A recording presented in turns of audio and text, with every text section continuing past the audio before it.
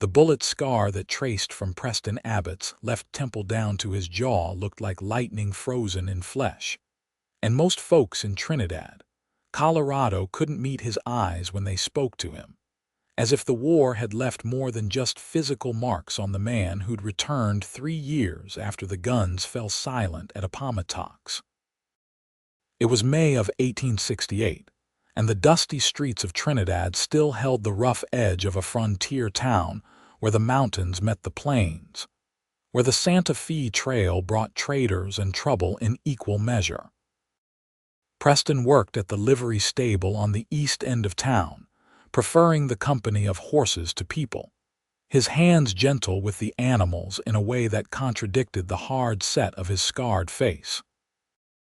The war had taken something from him, carved it out along with the flesh that rebel grapeshot had torn away at Shiloh, and he'd come west to forget, to disappear into the work of mucking stalls and shoeing horses, and speaking only when absolutely necessary.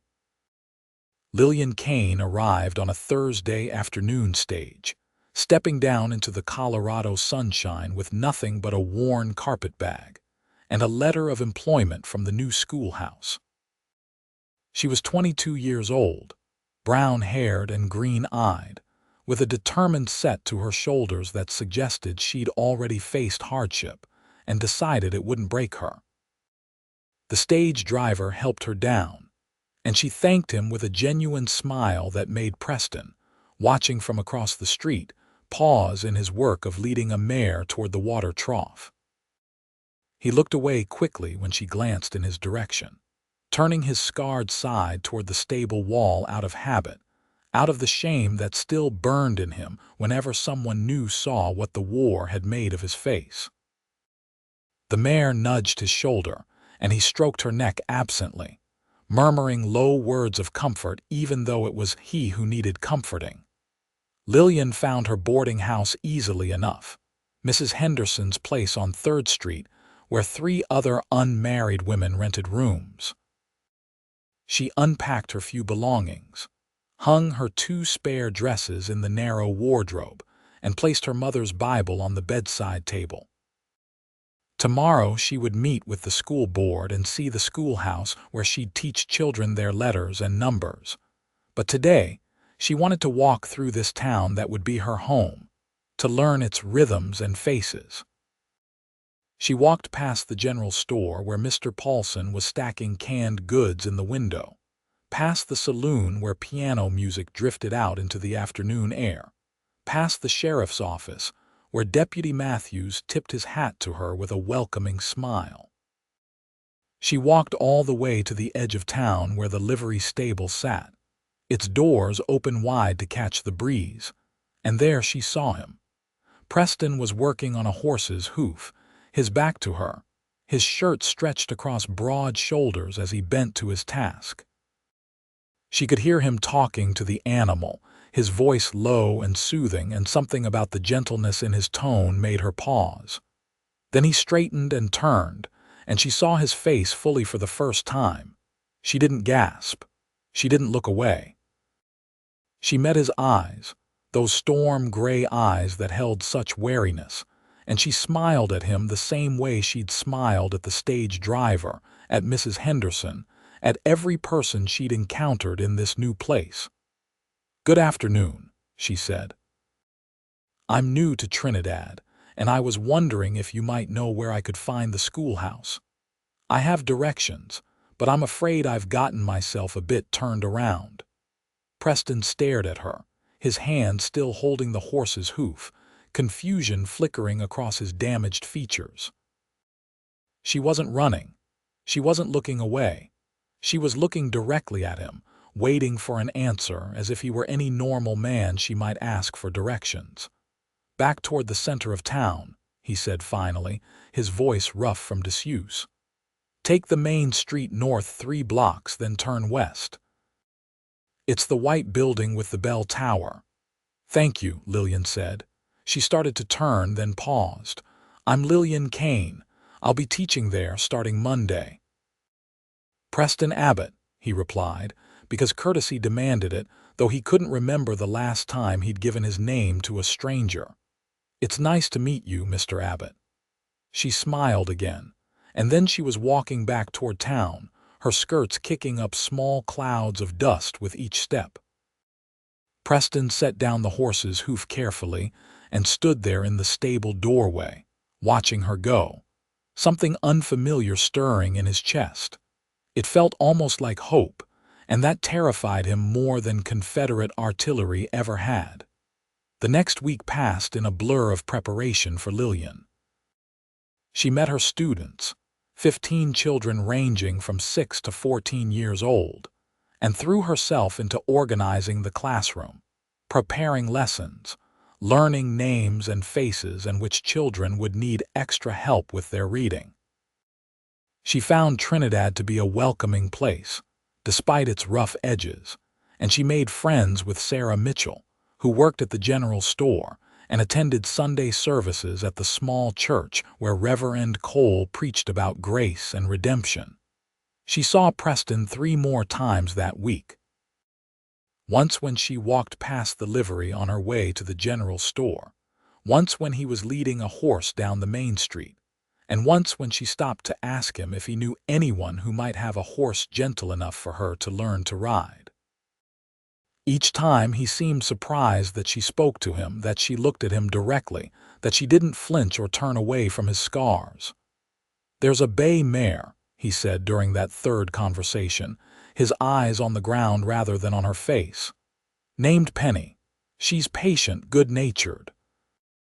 I could teach you if you wanted, wouldn't charge much." "That would be wonderful," Lillian said. "When would be a good time?" "Sunday afternoons are slow," Preston offered. "After church, perfect.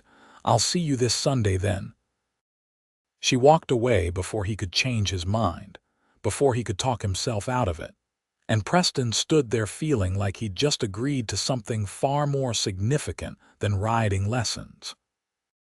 He told himself it was just business, just a way to make a little extra money, but he couldn't quite make himself believe it. Sunday afternoon arrived with clear skies and a warm breeze that carried the scent of wildflowers from the hills beyond town. Lillian changed out of her church dress into something more practical. A simple cotton skirt and blouse that wouldn't show every speck of dust, and walked to the livery with her heart beating faster than the exercise warranted. Preston had Penny already saddled and waiting in the corral behind the stable. The bay mare stood placidly, her tail swishing at flies, and Lillian approached her with one hand extended. "Let her smell you first," Preston said from behind her, and Lillian did, waiting while the mare's soft nose investigated her palm. "She's a good girl. Been with me since I came to Trinidad." "She's beautiful," Lillian said, stroking the mare's neck. "How long have you been here?" 3 years, near about. Preston moved to the horse's side, adjusting the stirrup. "Came after the war." "You served?" Lillian asked gently, his hand stilled on the leather. "Union cavalry, got this at Shiloh." He gestured vaguely at his scarred face, still not looking at her directly. "Took a long time to heal.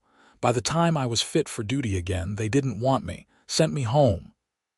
"I'm sorry," Lillian said, and the sincerity in her voice made him finally look at her. "It must have been terrible." "It was war," Preston said, as if that explained everything, and perhaps it did. He cleared his throat. "You ready to learn?" The lesson went well. Preston was a patient teacher, his instructions clear and calm, his hands steady when he helped her mount and find her balance in the saddle. He walked alongside as Penny circled the corral at a gentle walk, and Lillian found herself laughing with delight when she managed to post at a trot without losing her rhythm. "You're a natural," Preston said, and there was something almost like a smile on his face, softening the hard lines that pain had carved there. "I have a good teacher," Lillian replied, and the way she said it, looking directly at him with warmth in her green eyes, made Preston's breath catch in his throat. They continued like that for weeks. Every Sunday afternoon, Lillian would come to the livery for her riding lesson, and every Sunday afternoon, Preston found himself talking a little more, relaxing a little more, believing a little more that maybe she truly didn't see his scars as something monstrous. She asked him about horses, about the land around Trinidad, about his life before the war, and he found himself answering, sharing stories he hadn't told anyone in years. He learned that she'd come from Ohio, that her parents had died of fever 2 years ago, that she'd taught at a small school near Cincinnati before seeing the advertisement for a teacher in Colorado and deciding she needed a fresh start somewhere new. He learned that she loved reading, that her favorite time of day was early morning when the world was still quiet, that she believed everyone deserved kindness regardless of their circumstances. "You see the best in people," Preston said one afternoon as they walked Penny to cool her down after a longer ride. "That's a rare thing." "I see what's there," Lillian corrected. "Most people are good deep down, they just get hurt and scared and forget how to show it." Preston was quiet for a long moment. "Some hurts go too deep to forget." "Maybe," Lillian said, "but maybe that's when we need each other most, to remember we're more than our hurts." She didn't look at him when she said it, just kept walking beside the horse, but Preston felt the words settle into his chest like seeds finding soil. He wanted to believe her. God, how he wanted to believe her. Summer deepened into July, and Trinidad baked under the high Colorado sun. Lillian's students were released from school for the season, and she found herself with more free time than she knew what to do with. She started taking longer rides with Preston, venturing out onto the trails that wound through the hills surrounding town. He showed her the best places to see wildflowers, the creek where the water ran cold and clear, the ridge where you could see all the way to the Spanish Peaks on a clear day. They talked during those rides about everything and nothing. Preston told her about growing up on a farm in Missouri, about his parents who died before the war, about his sister who'd married and moved to California, and who he hadn't seen in 8 years. Lillian told him about her childhood, about the books she'd read that made her want to see the world, about her dream of someday writing stories of her own. "What would you write about?" Preston asked as they sat by the creek one afternoon, the horses grazing nearby. "People," Lillian said. "The real stories beneath what everyone sees on the surface. The way people survive things that should break them. The way they find hope in unexpected places." Preston picked up a smooth stone and turned it over in his hands. "Sounds like you see things most folks miss." "Maybe I just pay attention." She looked at him then, really looked at him, and Preston felt exposed in a way that had nothing to do with his scars. "You, for instance. People in town see a scarred veteran who keeps to himself. They think the war broke something in you that can't be fixed." "Maybe they're right," Preston said quietly. "They're not." Lillian's voice was firm. "I see a man who's gentle with animals, who's patient with a woman learning to ride, who knows the name of every wildflower we've passed. I see someone who survived something terrible and came out the other side still capable of kindness. That's not broken, Preston. That's strength." He couldn't speak. His throat had closed around words too big to fit through, emotions too powerful to name. Instead, he just sat there, holding that smooth stone, feeling like something in his chest was cracking open after years of being locked tight. "I should tell you something," Lillian said into the silence. "I didn't just happen to walk past the livery that first day. Sarah Mitchell told me there was a man there who'd been scarred in the war, who everyone avoided because they didn't know how to talk to him. She said it was a shame because he seemed like a good person underneath. And I thought about how lonely that must be, how hard it must be to have people look away from you all the time, so I went to meet you on purpose." Preston's head came up, his gray eyes searching her face. "Why?" Because I know what it's like to be defined by something you didn't choose, Lillian said. After my parents died, people treated me differently, like I was fragile, breakable, or worse, like I was pitiable. No one saw me anymore, just the orphan girl. When I came here, I wanted to start fresh, but I also wanted to be the kind of person who sees people for who they really are, not just their circumstances. "And what do you see when you look at me?" Preston asked, his voice barely above a whisper. Lillian reached out and placed her hand over his, there on the rock between them. "I see a man I'd very much like to know better, if he'd let me." Preston looked down at their hands, her small and smooth against his calloused palm, and felt something shift in the bedrock of his being. "I'd like that," he said. "I'd like that more than anything." They stayed by the creek until the afternoon shadows grew long, talking about hopes and fears, and all the things they'd kept hidden from the world. When they finally rode back to town, something had changed between them, a connection formed that went deeper than friendship, though neither of them spoke the word love aloud. Not yet. But it was there, growing in the space between their words. In the way Preston helped Lillian dismount and let his hands linger on her waist a moment longer than necessary. In the way Lillian smiled at him like he was the best thing she'd seen all day. It was there in the way neither of them wanted to say goodbye, making excuses to linger in the stable until the sun had nearly set, and Lillian finally forced herself to walk back to Mrs. Henderson's boarding house.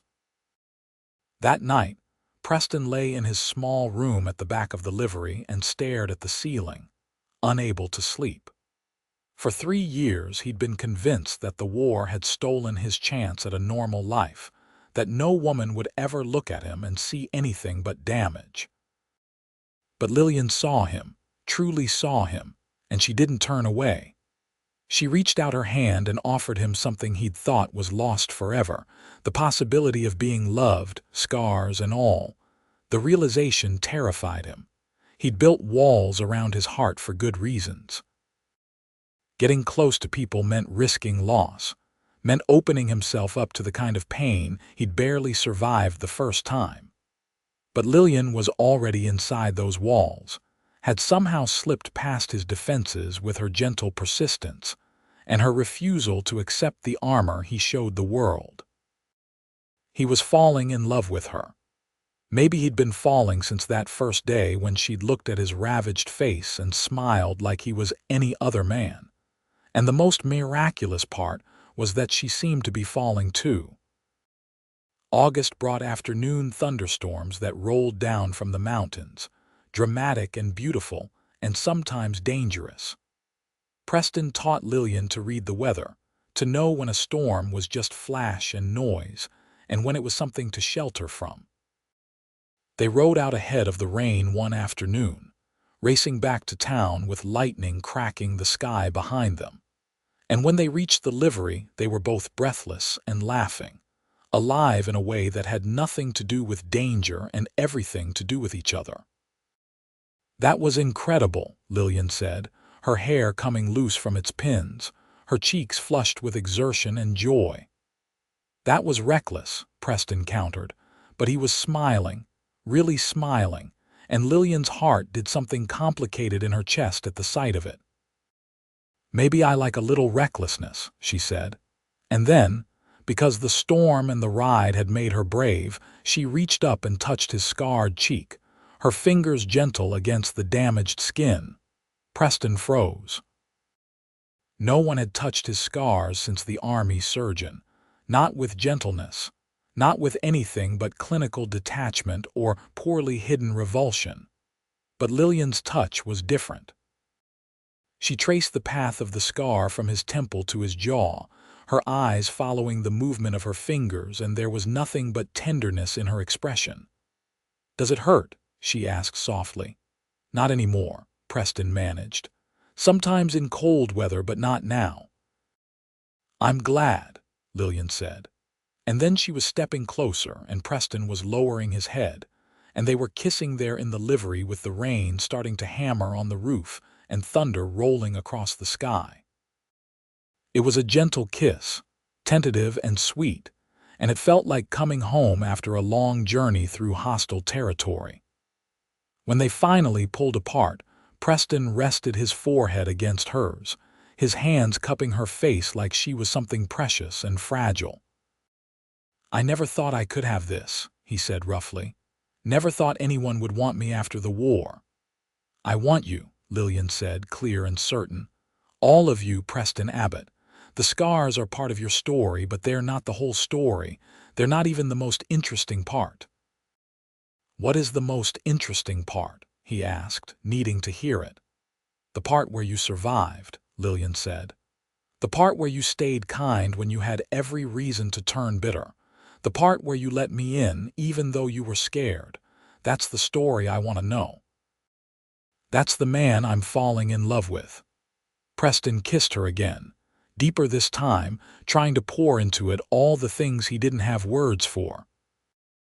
When they finally pulled apart, the storm was directly overhead, and they stood together in the stable doorway watching the rain come down in sheets, his arm around her shoulders, her head resting against his chest.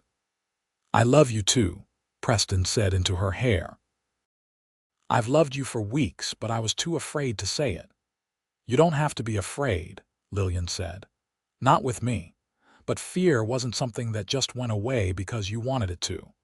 Over the next few weeks, as Preston and Lillian began courting properly, with Sunday dinners at Mrs.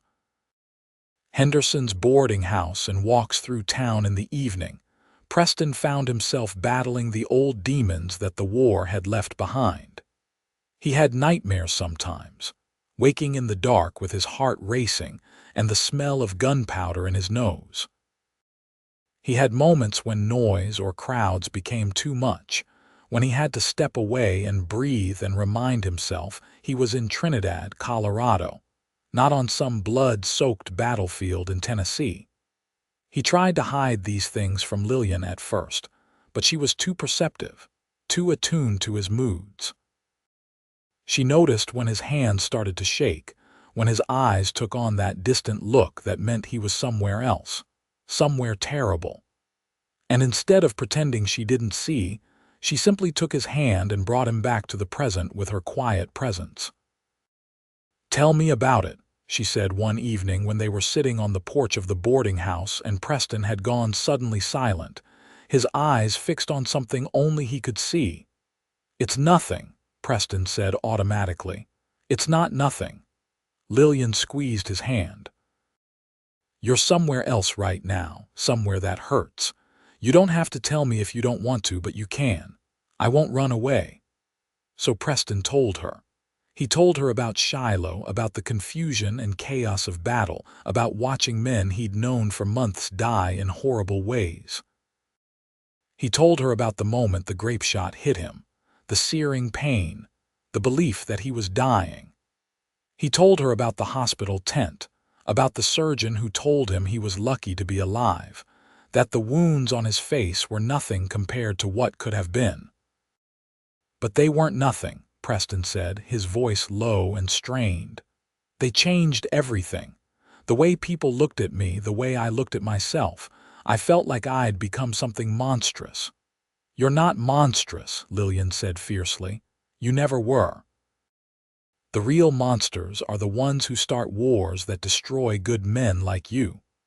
Preston pulled her close, breathing in the lavender scent of her hair, letting her solid presence anchor him in the here and now.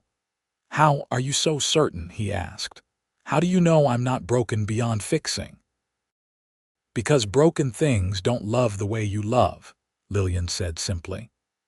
"They don't care for horses with such patience, or teach nervous women to ride with such gentleness, or remember that I like wildflowers and bring me bouquets when you think no one's looking. You're not broken, Preston. You're healing. There's a difference." He wanted to believe her. He wanted it so badly it ached. September arrived, and with it the return of Lillian's students to the schoolhouse. She threw herself back into teaching with enthusiasm, but she still found time for Preston, still took her Sunday rides and spent her evenings with him. The town had started to notice their courtship, and the reactions were mixed. Some people, like Sarah Mitchell and Reverend Cole, were openly pleased that Preston had found someone. Others were more skeptical, whispering about whether it was appropriate for the schoolteacher to be courting a damaged veteran, whether she knew what she was getting into. Lillian heard some of these whispers and dismissed them with the same calm certainty she brought to everything. She knew her own mind, knew her own heart, and she wasn't going to let small-minded gossip dictate her choices. But Preston heard them too, and they fed the doubts that lurked in the dark corners of his mind. "Maybe they're right," he said to Lillian one evening as they walked along the edge of town. "Maybe you deserve someone whole, someone without all this baggage." Lillian stopped walking and turned to face him, her eyes flashing with anger. "Don't you dare," she said. "Don't you dare let their narrow minds make you doubt this. I chose you, Preston. Not because I felt sorry for you, not because I didn't have other options, but because you're the one I want. The only one I want." "But what if the nightmares don't stop?" Preston asked, voicing his deepest fear. "What if I can't give you the life you deserve? The life I deserve is one where I'm with someone who loves me and treats me well," Lillian said. "That's you." "The nightmares, the scars, the hard days, those are just part of life, Preston. Everyone has them in one form or another. What matters is how we face them, and I want to face them with you." Preston pulled her into his arms, holding her tight against his chest. "I don't know what I did to deserve you. You were yourself," Lillian said against his shirt. "That's all you ever had to be." In October, Preston asked Lillian to marry him. He did it properly, saving up for a simple gold ring, asking Mrs. Henderson for permission to speak to Lillian on her porch one Sunday afternoon. He got down on one knee despite the way it made his war injuries ache, despite the fear that pounded in his heart, despite everything.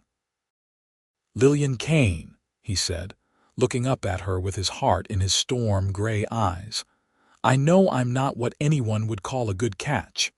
I know I come with more than my fair share of troubles. But I love you more than I knew it was possible to love anyone, and I promise that if you'll have me, I'll spend every day trying to be worthy of you. Will you marry me?" Lillian dropped to her knees in front of him, taking his scarred face in her hands. "Yes," she said, tears streaming down her cheeks. "Yes, 1,000 times yes. And you're wrong about one thing, Preston Abbott. You're exactly what I'd call a good catch. You're the best man I know." They were married in November, in the small church where Reverend Cole spoke about love that sees past the surface to the soul beneath.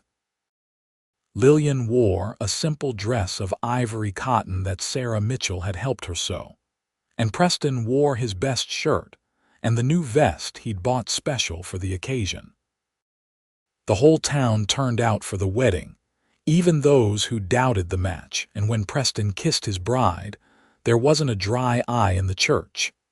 They moved into a small house on the outskirts of town, a place with enough land for a garden and a few horses.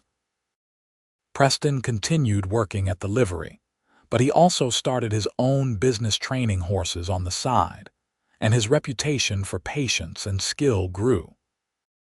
Lillian kept teaching, loved by her students and respected by their parents, and in the evenings, she and Preston would sit on their porch and watch the sun set over the mountains, planning their future together.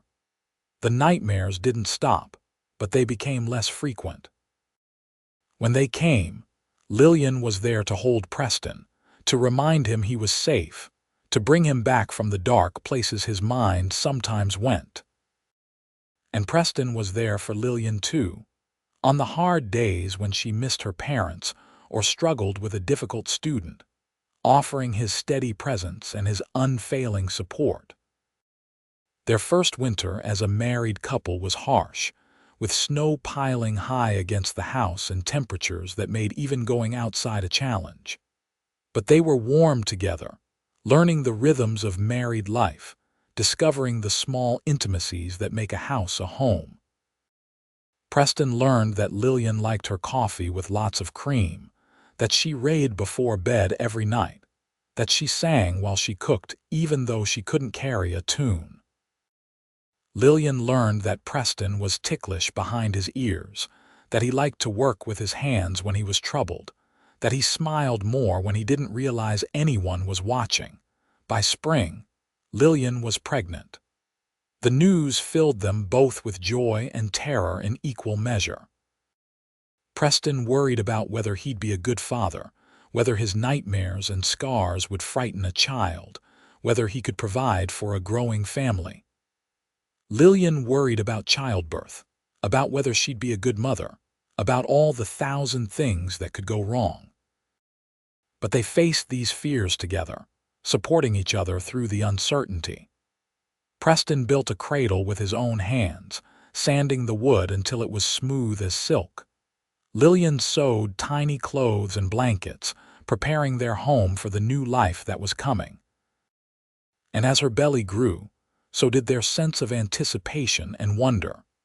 Their son was born on a hot day in July of 1869, just over a year after Lillian had first arrived in Trinidad. The labor was long and difficult, and Preston paced outside the bedroom for hours while Mrs. Henderson and the midwife attended to his wife. When he finally heard the baby's cry, he nearly collapsed with relief. Mrs. Henderson came out with tears in her eyes and told him he had a healthy son, and that Lillian was tired but fine. Preston entered the bedroom on shaking legs to find Lillian propped up against the pillows, their son in her arms, a look of exhausted wonder on her face. "Come meet your son," she said softly. Preston approached slowly, almost afraid to get too close. But then Lillian was guiding the baby into his arms, and he was holding his son for the first time. And nothing in his entire life had ever felt so important or so terrifying. The baby was tiny, red-faced and wrinkled, with a surprising amount of dark hair and eyes that would probably turn gray like his father's. "He's perfect," Preston whispered, his voice rough with emotion. "He is," Lillian agreed. "What should we name him?" They'd discussed names for weeks but never settled on anything. Now, holding his son, Preston thought about new beginnings, about hope after darkness, about the way Lillian had brought light back into his life. "Michael," he said, "for the archangel, protection and strength." "Michael Abbott," Lillian said, trying it out. "I love it." Their son was a joy and a challenge in equal measure. Preston discovered that babies didn't care about scars or nightmares, that Michael looked at his father's damaged face with the same fascination and love he showed everything else in his small world. Being needed, being loved so unconditionally, helped heal something in Preston that he hadn't even realized was still wounded. Lillian watched her husband transform as he learned to be a father. Preston was gentle and patient with Michael, singing to him in the evenings, walking him when he fussed, changing diapers and giving baths with the same careful attention he brought to working with horses. The last of the hardness that the war had left behind melted away as their son grew, and Lillian fell in love with her husband all over again, seeing him become the father she'd always known he could be. The years passed quickly. Michael grew from baby to toddler to young boy, full of energy and curiosity and mischief. Preston's horse training business flourished, and he was eventually able to quit the livery and work for himself full-time, building a stable on their property, and a reputation that brought customers from towns as far away as Denver. Lillian had to give up teaching when Michael was born, but she didn't regret it. She'd found a different kind of purpose in raising her son and supporting her husband, and she was content. In 1872, when Michael was 3 years old, Lillian became pregnant again. This pregnancy was easier than the first, and their daughter was born in the spring of 1873, a healthy girl they named Eleanor after Lillian's mother. Eleanor had her mother's green eyes and her father's serious nature, and from the beginning, she was her father's shadow, following Preston around the stable and asking endless questions about the horses. Life settled into a comfortable rhythm. Preston and Lillian's love deepened with the years, becoming something solid and unshakable, the kind of love that doesn't need constant declaration, because it's woven into the fabric of daily life. They worked side by side, raised their children together, and faced whatever challenges came their way as a team. Trinidad grew and changed around them. The railroad came through in 1876, connecting the town to the wider world, bringing new people and new opportunities. Some of the old frontier roughness smoothed away, replaced by a growing sense of permanence and community. Preston and Lillian were part of that community, respected and loved, their story of love despite hardship and inspiration to those who knew it. On their 10th wedding anniversary, Preston and Lillian left the children with Mrs. Henderson and rode out to the creek where Preston had first told Lillian he loved her.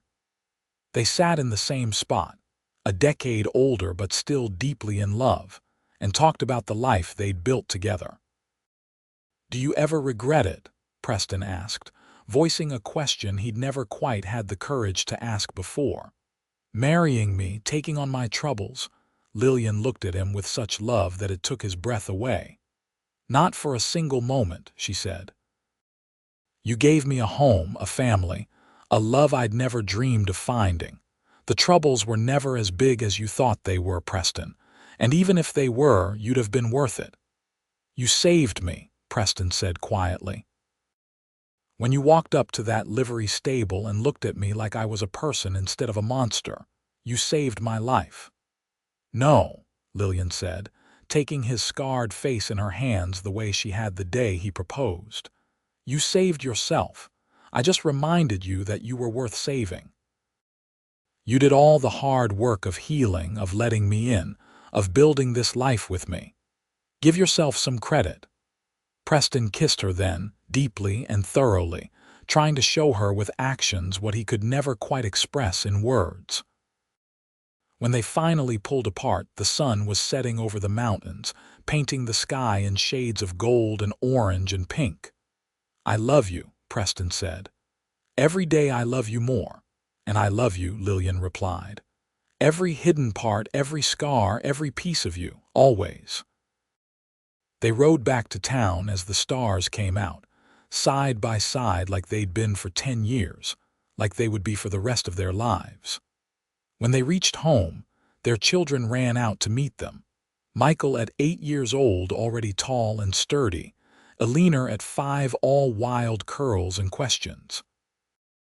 Preston scooped them both up, one in each arm despite their protests that they were too big for such things, and carried them inside while Lillian followed, laughing.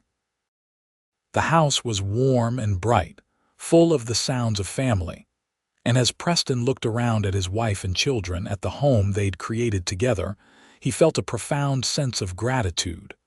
The war had scarred him, yes, but it hadn't destroyed him. Lillian had seen past the scars to the man beneath, had loved him anyway, and in doing so, had shown him how to love himself again. That night, after the children were asleep and he and Lillian lay in bed together, Preston traced the line of her face in the moonlight that streamed through the window. "Thank you," he said softly. "For what?" Lillian asked, her eyes already half closed with sleep. "For seeing me," Preston said. "For loving me, for being patient while I learned to believe I deserved it." Lillian opened her eyes fully and smiled at him. "You always deserved it. I'm just glad you finally know it too." They fell asleep like that, wrapped in each other's arms, secure in a love that had weathered doubt and fear and come out stronger on the other side. The years continued to pass, bringing their share of both joy and sorrow. Lillian's friend Sarah Mitchell married the deputy and had children of her own, children who grew up playing with Michael and Alina. Mrs. Henderson passed away peacefully in her sleep at the age of 73, and Preston and Lillian bought the boarding house and turned it into a home for people new to Trinidad, who needed a place to stay while they got established. Michael grew into a serious young man with his father's way with horses and his mother's kind heart. He started working full-time at the stable when he was 14, learning the business from Preston, showing the same patience and skill with the animals that his father had. Alina became a voracious reader like her mother, and when she was old enough, she started helping at the schoolhouse, working with the younger children, and discovering that she loved teaching as much as Lillian had. In 1883, when Preston was 41 years old and Lillian was 37, they welcomed another surprise, a second son they named Thomas. Michael was 14 by then, and Alina was 10, and both took to their new baby brother with enthusiasm. Thomas was a happy baby, always smiling, and his arrival reminded Preston and Lillian of those early days of parenthood, of the wonder and exhaustion and overwhelming love that comes with a new life. Preston's scars had faded somewhat with age, the angry red settling into pale white lines against his weathered skin. He no longer tried to hide them, no longer turned his face away when strangers looked at him. The nightmares still came occasionally, but they were manageable now, just an echo of old pain rather than a consuming force. He'd learned to live with what the war had done to him, had learned that survival was its own kind of victory. Lillian's hair had started to show threads of gray, and laugh lines had formed around her eyes from years of smiling. She'd never regretted her choice to marry Preston, never looked at him and wished for something different. If anything, the years had only deepened her love, shown her again and again that she'd chosen well when she'd walked up to that livery stable all those years ago, and decided to see the man beneath the scars. In the summer of 1885, Michael announced that he was getting married to a girl named Catherine Porter, whose family had moved to Trinidad the previous year. The wedding was a joyous affair, held in the same church where Preston and Lillian had married, and when Preston walked Catherine down the aisle alongside her father, he thought about how far he'd come from the broken man who'd believed no one would ever love him. Alina, at 12 years old, asked her mother once what love really meant. They were sitting on the porch shelling peas, a domestic task that Lillian had always found strangely soothing, and she thought carefully about her answer. "Love means seeing someone completely," Lillian said finally. "All their good parts and their hard parts and their broken parts and choosing them anyway. It means being patient when they struggle, celebrating when they succeed, and standing beside them through everything in between. Your father taught me that as much as I taught him." "How did he teach you?" Alina asked. "By trusting me with his broken parts," Lillian said. "By letting me see his struggles and his fears, by believing me when I said they didn't make him less worthy of love. That takes courage, to be that vulnerable. And in being brave enough to let me in, he showed me what real love looks like." Alina absorbed this, her young face thoughtful. "I want a love like yours and Papa's," she said eventually. "Then look for someone who sees you for who you really are," Lillian advised. "And make sure you see them just as clearly. Real love isn't about perfection. It's about acceptance." The conversation stuck with Alina, shaping how she approached relationships as she grew older. She eventually became a teacher like her mother, and years later, she would marry a schoolteacher from Pueblo who saw her intelligence and her strength and loved her for both.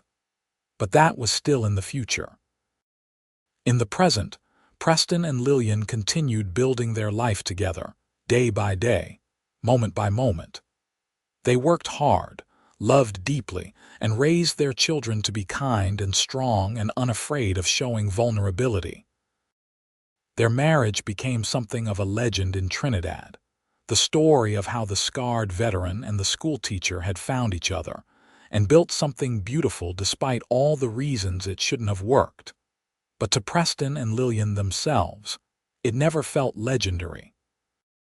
It felt like coming home after a long journey, like finding the missing piece of a puzzle you didn't know was incomplete.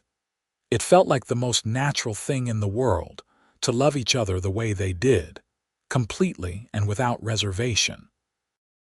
On a cool evening in October of 1888, Preston and Lillian celebrated their 20th wedding anniversary. Their children threw them a party, inviting half the town to their home, and the house was filled with friends and laughter and the warmth of community. Michael was there with Catherine and their new baby daughter. Elena was there with her serious young man from Pueblo. And Thomas, now 5 years old, ran around with the other children, his face sticky with cake. Later, after everyone had gone home and the children were in bed, Preston and Lillian sat on their porch and looked up at the stars. Preston's hair was more gray than brown now, and his face bore the lines of 46 years of living, but his eyes were still that same storm gray they'd always been. And when he looked at Lillian, they held all the love he'd felt 20 years ago and more. 20 years, Lillian said, leaning against his shoulder. Sometimes it feels like yesterday, and sometimes it feels like we've always been together. I think we were always meant to be together, Preston said. I just had to survive long enough to meet you. We both had to survive to meet each other, Lillian corrected. We both had our hard roads to walk before we found this. Preston pulled her closer, breathing in the familiar scent of her, feeling the solid warmth of her against his side. I'm grateful for every day, he said.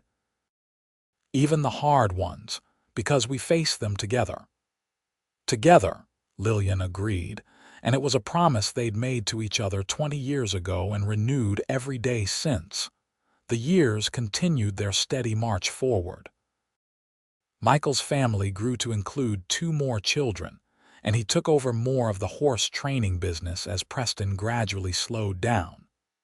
Elena married her schoolteacher and moved to Pueblo, though she visited often and wrote letters weekly. Thomas grew from a sweet child into a serious young man with a gift for numbers, and he eventually went to Denver to study accounting, though he always came home for holidays. Preston and Lillian grew older together, their bodies slowing but their love unwavering. Preston's war injuries ached more in the cold weather, and sometimes his hands shook more than they used to. But Lillian was always there to help, to support, to love him through the difficult days. And when Lillian caught pneumonia in the winter of 1895 and was bedridden for weeks, Preston was there for her, tending to her with the same patience and gentleness he'd shown his horses all those years ago. They recovered from that scare, but it reminded them both that life was precious, that the time they had together shouldn't be taken for granted. They started taking more time to just be together, to sit on their porch and talk or read or simply exist in comfortable silence, to ride out to their favorite spots around Trinidad and remember the early days of their courtship. In 1898, on their 30th wedding anniversary, their children organized another party, this one even bigger than the 20th had been.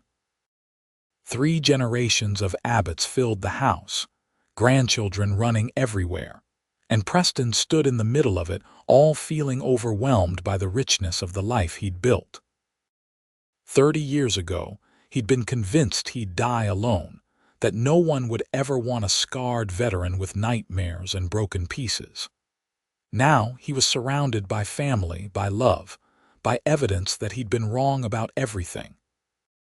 Lillian found him standing by the window, watching their grandchildren play in the yard, and she slipped her hand into his. "What are you thinking?" she asked. "I'm thinking about the man I was when you met me," Preston said. "How certain I was that I'd lost my chance at this. And then you showed up and turned everything around." "We turned it around together," Lillian said firmly. "I might have shown you the possibility, but you did the work of believing it. Give yourself credit, Preston." He turned to her, this woman who'd seen him at his lowest and loved him anyway, who'd spent 30 years proving that his scars didn't define him, that he was worthy of love and family and happiness. Her hair was white now, and her face was lined with age, but to Preston, she was still the most beautiful thing he'd ever seen. "I love you," he said, as he'd said countless times over 30 years, and it never got old, never lost its meaning. "Thank you for choosing me." "I'd choose you again," Lillian said, standing on her toes to kiss him. "Every time in every lifetime I'd choose you." The party continued around them, full of noise and joy and life, and Preston and Lillian stood together in the middle of it all, grateful for every moment that had led them here. Their love story had never been conventional, but it had been real, had been deep, had been worth every struggle they'd faced along the way. As the sun set on their 30th anniversary, painting the Colorado sky in shades of gold and crimson, Preston and Lillian sat on their porch one more time, their hands intertwined, their hearts full. They'd built something lasting here in Trinidad, something that would endure long after they were gone. They'd proven that love could see past surface scars to the soul beneath, that patience and kindness and genuine acceptance could heal even the deepest wounds.